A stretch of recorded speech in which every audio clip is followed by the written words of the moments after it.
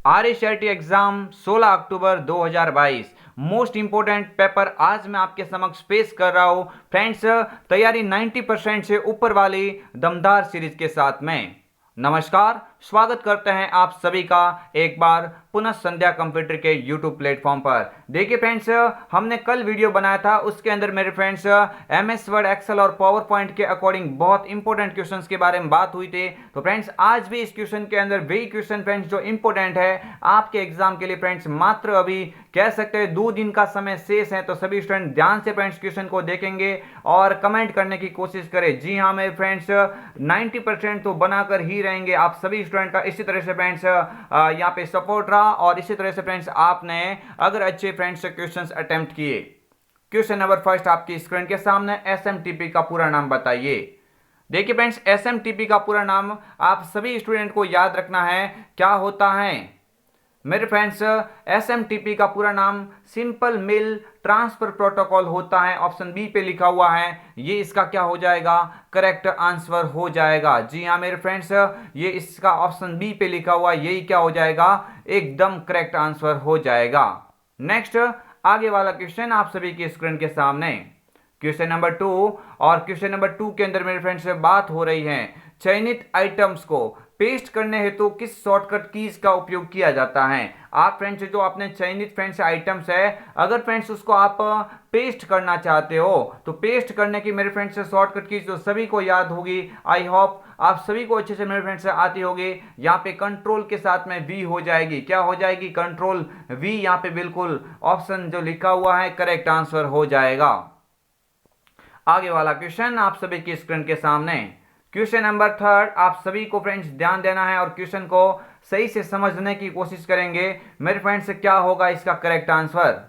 Question number 3, वह कौन सा चार्ट का प्रकार है जो व्यक्तिगत और समूह के परिणामों के बीच रिश्ते को दिखाने के लिए इस्तेमाल किया जाता है। मेरे फ्रेंड्स चार्ट से इस टॉपिक के अंदर मैंने 5 से 6 क्वेश्चन स्पेशली फ्रेंड्स बनाए हैं जो आपके पीछे रह गए थे। और ये क्वेश्चन फ्रेंड्स अगर टफ क्वेश्चन आता है तो फ्रेंड्स इन क्वेश्चन की बारी वहां पे ऑफ कोर्स आ जाती हैं। तो यहाँ पे देख सकते हैं आप, क्वेश्चन नंबर 3 है, और वह कौन सा चार्ट का प्रकार है जो व्यक्तिगत और समूह के परिणामों के बीच रिश्ते को दिखाने के लिए इस्तेमाल किया जाता है।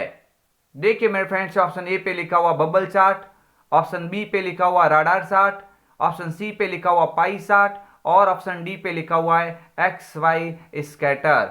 देखिए फ्रेंड्स, ऑप्शंस यहाँ पे आपके स्क्रीन के सामने काफी महत्वपूर्ण है, तो सभी स्टूडेंट को ध्यान देना है, इसका करेक्ट आंसर बताने की कोशिश करें।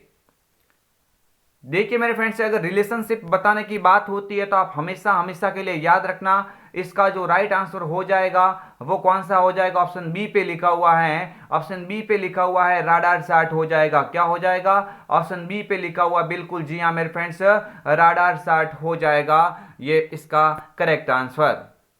नेक्स्ट आगे वाला क्वेश्चन आप सभी की स्क्रीन के सामने, क्वेश्चन नंबर 4 है और स्क्रीन के सामने उपस्थित है। आप सभी स्टूडेंट क्वेश्चन को ध्यान से समझने की कोशिश करें। क्वेश्चन नंबर 4, निम्नलिखित में से वह कौन सा चार्ट का प्रकार है जो 2 बदलते वेरिएबल से उत्पन्न उच्च और निम्न बिंदुओं को इंगित करने के लिए किया जाता है। देखिए फ्रेंड्स, ये क्वेश्चन में जो आपके समक्ष आज लेके आया हूं, इन क्वेश्चन में फ्रेंड्स 5 से क्वेश्चन तो ऐसे होंगे जो आपके लिए एकदम नए क्वेश्चन है, लेकिन फ्रेंड्स अभी भी 2 दिन का समय शेष है। आप इन 2 दिन के अंदर इन बेहतरीन क्वेश्चन को पढ़ते हुए आप अच्छे मार्क्स को उत्तीर्ण कर सकते हैं निश्चित ही फ्रेंड्स। आप संध्या कंप्यूटर के साथ में जुड़े हुए हैं तो फ्रेंड्स आप बिना फ्रेंड्स टेंशन फ्री टेंशन से फ्रेंड्स आप ये याद रखिएगा, और फ्रेंड्स एग्जाम में आप भी धुआं यानी 90% से क्रॉस तो करना ही पड़ेगा। निम्नलिखित में से वह कौन सा चार्ट का प्रकार है जो 2 बदलते वेरिएबल से उत्पन्न उच्च और निम्न बिंदुओं को इंगित करने के लिए इस्तेमाल किया जाता है। Option A line chart, option B pie chart, option C surface chart, option D definite chart. तो मेरे फ्रेंड्स क्वेश्चन काफी इंपॉर्टेंट है और इसका राइट आंसर हो जाएगा सरफेस। सरफेस चार्ट की बात हो रही है मेरे फ्रेंड्स, सरफेस चार्ट की बात हो रही है। लाइन चार्ट अलग होता है, पाई चार्ट तो फ्रेंड्स क्या होता है, गोलाकार आकार में दिखाता है और 100% मूल्य को दिखाने का कार्य पाई चार्ट करता है। बट यहाँ पे बात हो रही है निम्न और उच्च बिंदुओं के इंगित करने की बात हो रही है, वेरिएबल के उत्पन्न इंगित करने की बात हो रही है, तो surface option C correct answer हो जाएगा। नेक्स्ट आगे वाला क्वेश्चन आप सभी की स्क्रीन के सामने क्वेश्चन नंबर 5। और क्वेश्चन नंबर 5 के अंदर क्या पूछा गया है, ये चार्ट वैज्ञानिक डेटा जैसे तापमान में परिवर्तन को दिखाने के लिए प्रयोग में लाया जाता है। ये चार्ट वैज्ञानिक डेटा जैसे तापमान में परिवर्तन को दिखाने के लिए उपयोग या प्रयोग में लाया जाता है। Bubble chart, stock chart, scatter chart या एरिया चार्ट। देखिए मेरे फ्रेंड्स, क्वेश्चन काफी ही महत्वपूर्ण है और आप सभी स्टूडेंट को याद रखना है, ध्यान से मेरे फ्रेंड्स समझाना है।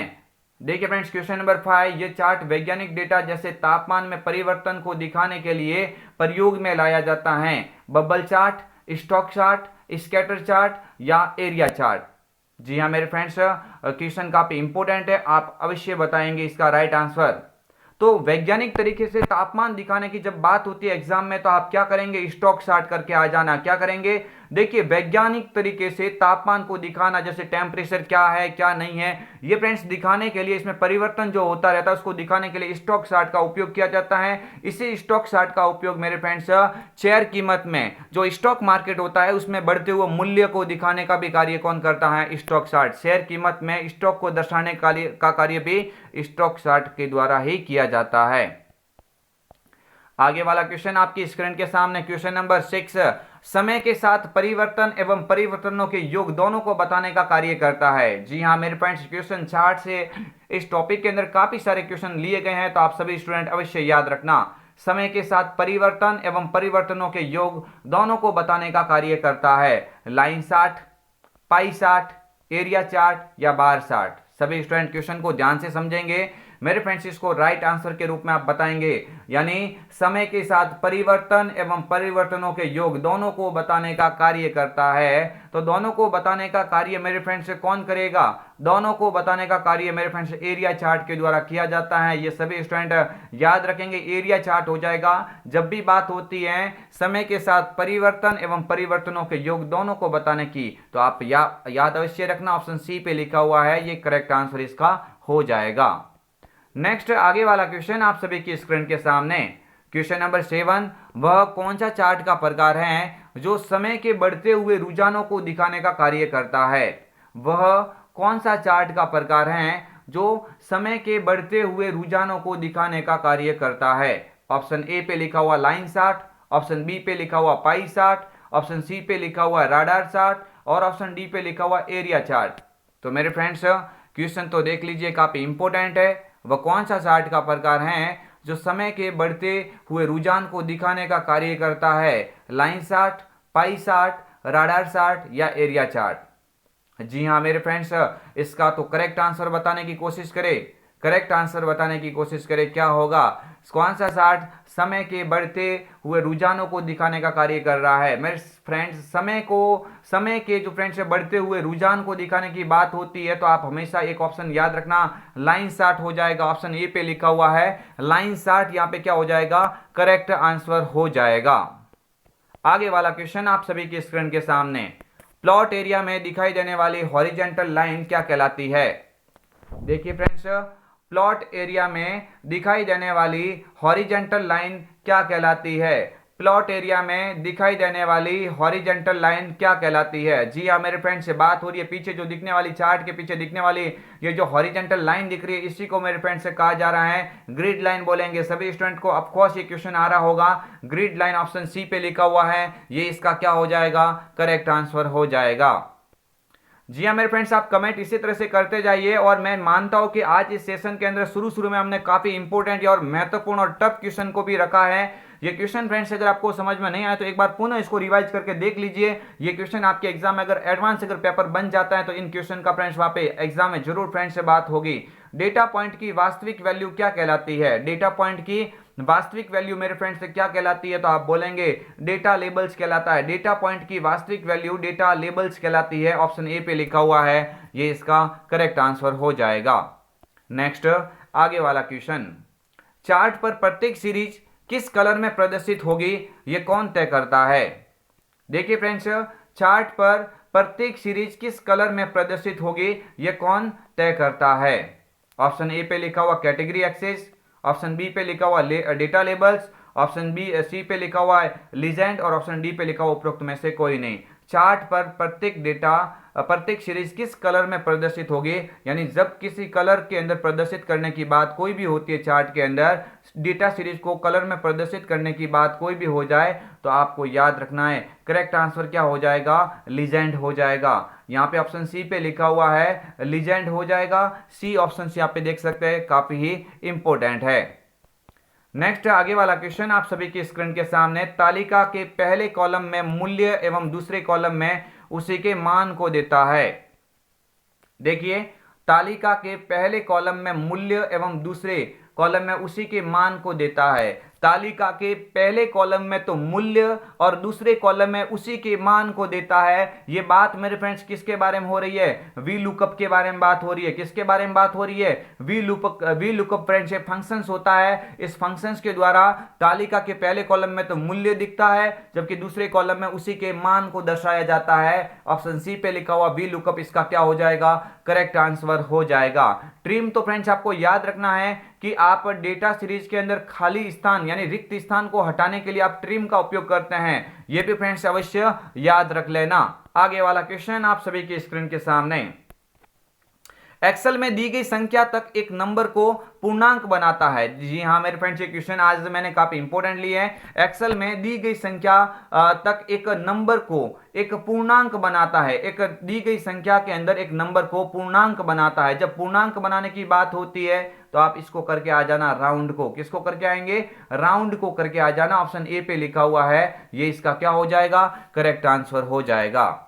और ऑप्शन देखिए यहाँ पे मिनिमम तो होता है जो छोटी वैल्यू निकाला जाता है। ट्रिम के द्वारा जो टेक्स्ट स्ट्रिंग के अंदर रिक्त स्थान को हटाने की बात होती है तो आप ट्रिम का उपयोग करेंगे। और बाकी इसका फ्रेंड्स करेक्ट आंसर तो क्या होगा, राउंड होगा, ऑप्शन ए। आगे वाला क्वेश्चन आपकी स्क्रीन के सामने, क्वेश्चन नंबर 13 आपकी स्क्रीन के सामने है। वह कौन सा फंक्शन है जो दो या दो से अधिक टेक्स्ट के स्ट्रिंग को जोड़ता है। ये देखिए फ्रेंड्स, दो या दो से अधिक टेक्स्ट के स्ट्रिंग को जोड़ना। ट्रिम से तो दो स्ट्रिंग के मध्य की मेरे फ्रेंड्स खाली स्थान को हटाना होता है, जबकि यहाँ पे दो या दो से अधिक जो टेक्स्ट होता है टेक्स्ट के स्ट्रिंग को जोड़ने की बात होती है। तो टेक्स्ट के स्ट्रिंग को जोड़ने का मेरे फ्रेंड्स काम कौन करता है, कॉन्सोनेंट हो जाएगा। ऑप्शन जो बी पे लिखा हुआ है कॉन्सोनेंट, ऑप्शन बी पे लिखा हुआ है ये इसका क्या हो जाएगा मेरे फ्रेंड्स, करेक्ट आंसर हो जाएगा। कॉन्सोनेंट यहाँ पे ऑप्शन बी पे लिखा हुआ, जी हाँ मेरे friends option B correct answer हो जाएगा। काउंट टिप तो क्या होता है, ये आइटम्स के मैच करते हुए आइटम्स की गणना, मैच करते हुए आइटम्स की गणना की बात होती तो क्या करते हैं, काउंट टिप। मैक्सिमम फ्रेंड्स औसत के अंदर फ्रेंड्स आपको याद रखना सबसे बड़ी वैल्यू निकालने के लिए मैक्सिमम का उपयोग किया जाता है। एवरेज का मतलब होता है औसत निकालना।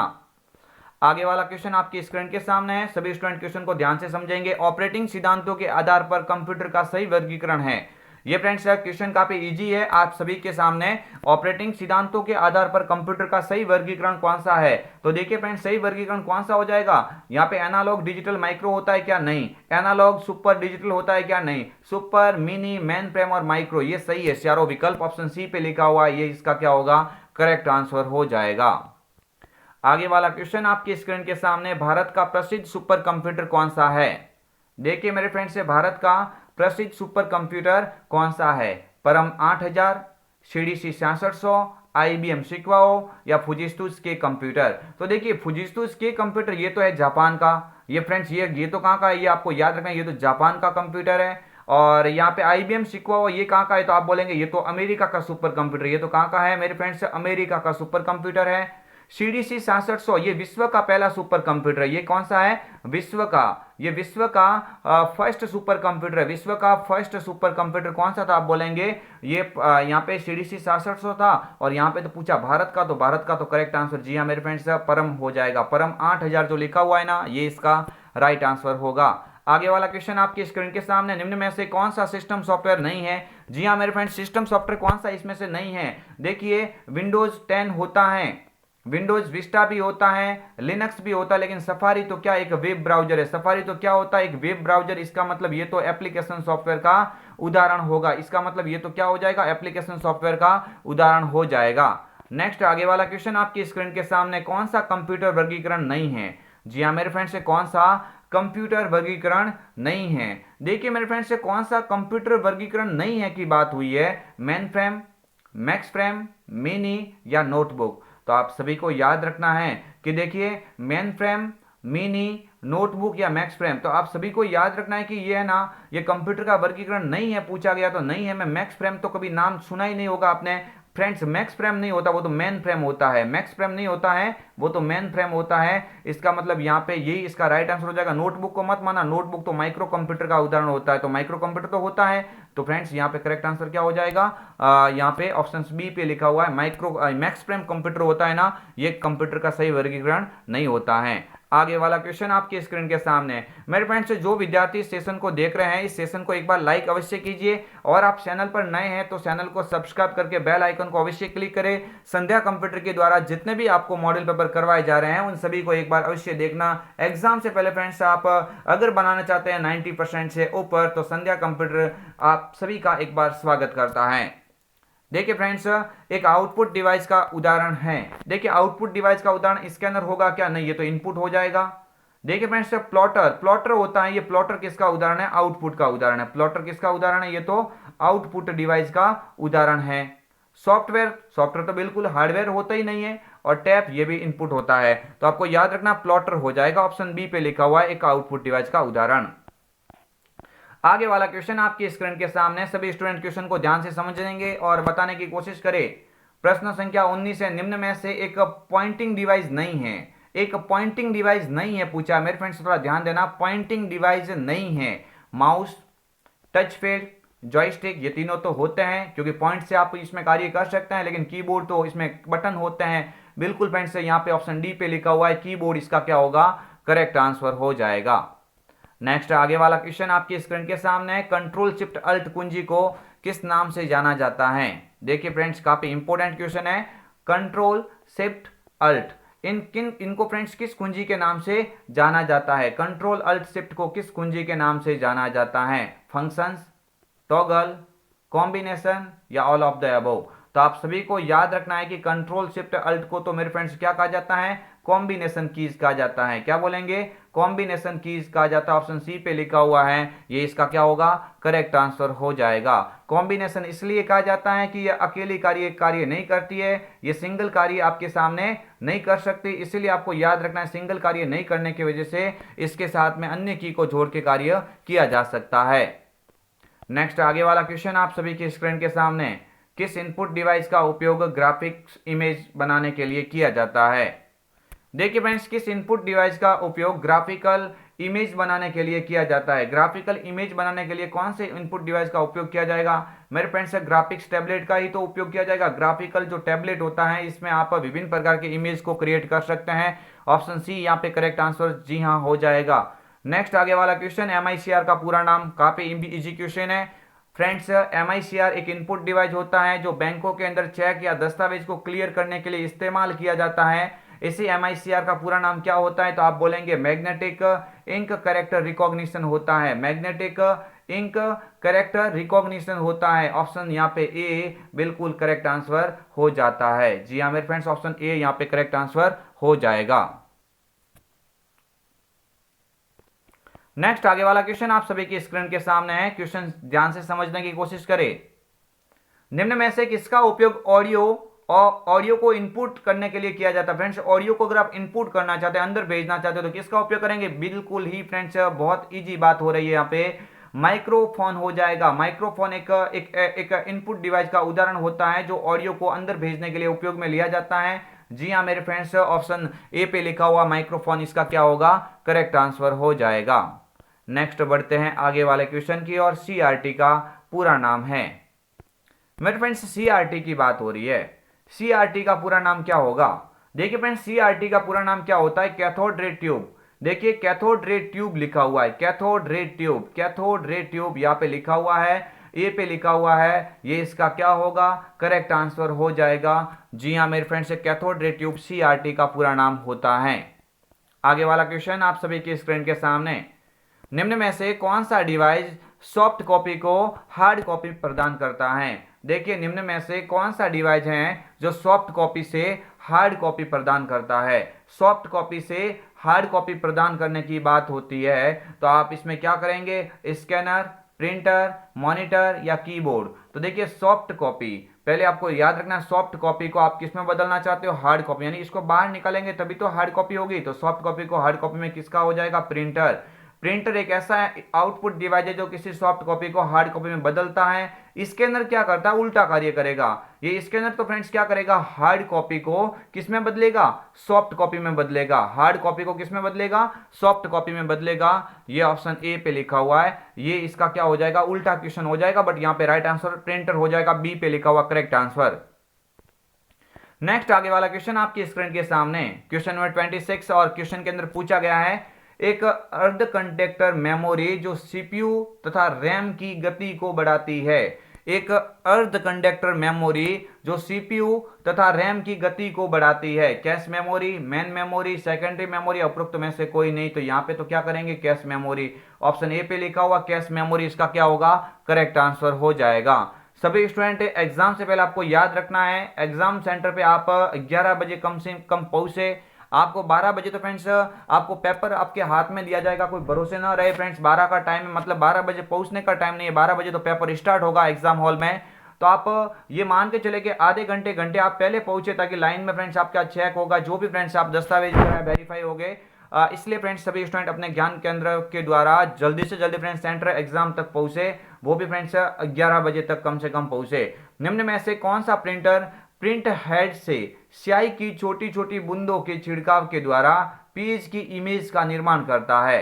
देखिए, निम्न में से कौन सा प्रिंटर है जो प्रिंट हेड से स्याही की छोटी बूंदों के छिड़काव के द्वारा पेज की इमेज का निर्माण करता है। Laser printer, inkjet printer, plotter या लाइन प्रिंटर।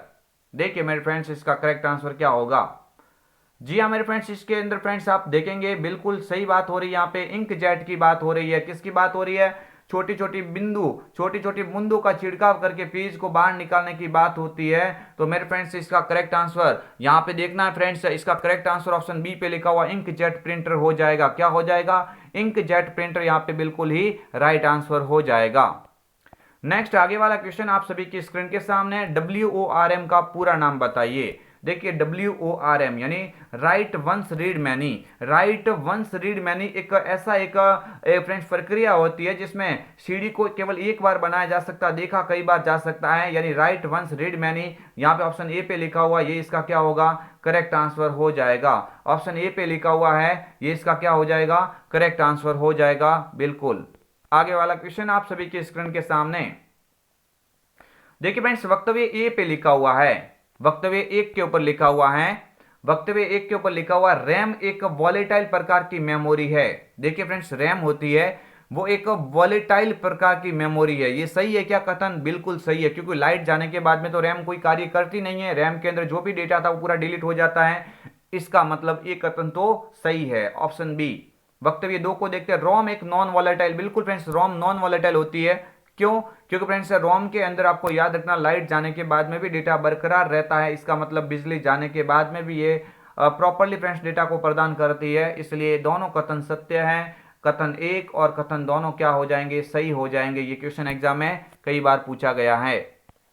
आगे वाला क्वेश्चन आपकी स्क्रीन के सामने, GUI का पूरा नाम बताइए। इजी क्वेश्चन है, सभी स्टूडेंट को आना चाहिए। GUI का पूरा नाम क्या होता है, ग्राफिकल यूजर इंटरफेस हो जाएगा, graphical user interface option A पे लिखा हुआ है। बिल्कुल जी हाँ मेरे फ्रेंड्स, करेक्ट आंसर हो जाएगा। नेक्स्ट आगे वाला क्वेश्चन आप सभी की स्क्रीन के सामने, कंप्यूटर लॉगिन होने के बाद में जो एरिया दिखाई देता है उसे क्या कहा जाता है। कंप्यूटर लॉगिन होने के बाद में जो एरिया दिखाई देता है उसे क्या कहा जाता है। Option A task bar, option B title bar, option C desktop, option D लिखा हुआ स्क्रॉल बार। तो देखिए कंप्यूटर लॉगिन होने के बाद में जो एरिया दिखाई देता है उसको डेस्कटॉप एरिया कहा जाता है। ऑप्शन का क्या हो जाएगा, ऑप्शन सी पे लिखा हुआ है डेस्कटॉप एरिया, यहाँ पे करेक्ट आंसर हो जाता है। नेक्स्ट आगे वाला क्वेश्चन आप सभी की स्क्रीन के सामने, बैकग्राउंड में रन हो रहे प्रोग्राम को होल्ड करने के लिए जो आइकन होते हैं उन्हें क्या कहा जाता है। बैकग्राउंड में रन हो रहे प्रोग्राम को होल्ड करने हेतु, बैकग्राउंड में रन हो रहे प्रोग्राम को होल्ड करने हेतु जो आइकन्स होते हैं उन्हें क्या कहा जाता है। Quick launch, system tray, shortcut icon या उपरोक्त में से कोई नहीं। तो बैकग्राउंड में रन हो रहे प्रोग्राम को होल्ड करने हेतु आप सिस्टम ट्रे का उपयोग करते हैं। मेरे फ्रेंड्स ये कार्य किसका हो जाएगा? ऑप्शन बी पे लिखा हुआ सिस्टम ट्रे, यहां पे इसका क्या होगा? करेक्ट आंसर हो जाएगा। नेक्स्ट आगे वाला क्वेश्चन आप सभी की स्क्रीन के सामने, विंडोज 10 में इंटरनेट एक्सप्लोरर को रिप्लेस करके कौन सा वेब ब्राउजर बनाया गया? इंटरनेट, देखो फ्रेंड्स आपको याद रखना है विंडोज 10 की बात हो रही है। विंडोज 10 में इंटरनेट एक्सप्लोरर, पहले तो 7 में ये था फ्रेंड्स, एक्सपी में भी वही था। इंटरनेट एक्सप्लोरर को रिप्लेस करके कौन सा वेब ब्राउजर बनाया गया? तो आपको याद रखना उसको रिप्लेस किसमें किया गया है? माइक्रोसॉफ्ट एज में किया गया है। ऑप्शन ए पे लिखा हुआ है माइक्रोसॉफ्ट एज में किया गया है, तो ये इसका क्या हो जाएगा? करेक्ट आंसर हो जाएगा। नेक्स्ट आगे वाला क्वेश्चन आप सभी की स्क्रीन के सामने, एक छोटी पिक्चर्स जो कि प्रोग्राम फोल्डर अथवा प्रोग्राम फंक्शंस का प्रतिनिधित्व करती हैं, उसे क्या कहा जाता है? प्रोग्राम फोल्डर या प्रोग्राम का प्रतिनिधित्व करने वाला फ्रेंड्स पिक्चर के रूप में जो दिखाई देता है ना, उसको तो आइकन कहा जाता है। काफी इजी क्वेश्चन है। क्या कहा जाएगा इसको? आइकन कहा जाएगा। जी हाँ मेरे फ्रेंड्स, आइकन कहा जाएगा। सभी स्टूडेंट का फ्रेंड्स यहाँ पे मैं किसी का फ्रेंड्स कोई कल भी कमेंट करे तो नाम ले लो फ्रेंड्स। नाम लेने में फ्रेंड्स क्या है, आप सभी को याद रखना है कि आप तो फ्रेंड्स एग्जाम के लिए फ्रेंड्स आप अच्छे परसेंटेज बनाओगे। ऑलरेडी फ्रेंड्स मैं आपका कमेंट क्या फ्रेंड्स आपके बारे में मैं वीडियो भी बना दूंगा कि उस स्टूडेंट के इतने परसेंटेज बने। तो फ्रेंड्स आप अभी फिलहाल इस क्वेश्चन की ओर ध्यान देंगे और अपने कमेंट को यहाँ पे फ्रेंड्स यहाँ पे क्या करेंगे, कमेंट को फ्रेंड्स आप आंसर के द्वारा यहाँ पे बताने की कोशिश करेंगे। निम्न में से किसके द्वारा आप वीडियो, गेम या एप्स डाउनलोड कर सकते हैं? Option A Cortana, option B window store, option C quick launch, option D पे लिखा उपरोक्त में से कोई नहीं। तो देखिए आप वीडियो वगैरह जो पे इंस्टॉल करते हैं मोबाइल में तो गूगल प्ले स्टोर होता है, लेकिन इसके अंदर तो क्या होता है? ऑप्शन जो बी पे लिखा हुआ विंडो स्टोर हो जाएगा। क्या हो जाएगा? विंडो स्टोर हो जाएगा। तो फ्रेंड्स ये हम आपके लिए लेके आए थे महत्वपूर्ण इंपोर्टेंट 35 क्वेश्चन। आई होप आप सभी को ये वीडियो पसंद आया होगा। अगर फ्रेंड्स ये वीडियो आपको अच्छा लगा है तो एक बार फ्रेंड्स लाइक अवश्य कीजिए एंड शेयर भी अवश्य कीजिए। आपको फ्रेंड्स कमेंट करके बताना कि इस टफ पेपर में आपके 35 में से कितने मार्क्स फ्रेंड्स अटेम्प्ट किया हो पा रहे हैं, यानी कितने मार्क्स बन रहे हैं। अगर फ्रेंड्स इस पेपर में आपके 25 से ऊपर फ्रेंड्स अगर यहाँ पे क्वेश्चन राइट हो रहे हैं तो आप निश्चित ही फ्रेंड्स आप यहाँ पे अच्छे से फ्रेंड्स आप ये कह सकते हैं कि आपके फ्रेंड्स एग्जाम में 90% तक फ्रेंड्स जाने की पूरी संभावना है। कोई फ्रेंड्स नहीं रोक सकता अगर इस पेपर में आपने 25 क्वेश्चन राइट किए हैं। तो फ्रेंड्स अगर आपने 25 नहीं भी किए तो इस क्वेश्चन को रट लीजिए। इन क्वेश्चन को एक बार वापस पहले देख सकते हैं, लेकिन इन क्वेश्चन को फ्रेंड्स इग्नोर मत करना। हम फ्रेंड्स 2 दिन और आपके लिए नए नए वीडियोस लेके आएंगे। और अगर आपको वीडियो पसंद आता है तो लाइक शेयर तो अवश्य कीजिए। फ्रेंड्स अगर वीडियो पसंद आया है तो आप अवश्य लाइक करें। मिलेंगे कल एक और अन्य वीडियो के साथ में, तब तक के लिए जय हिंद, वंदे मातरम, जय भारत।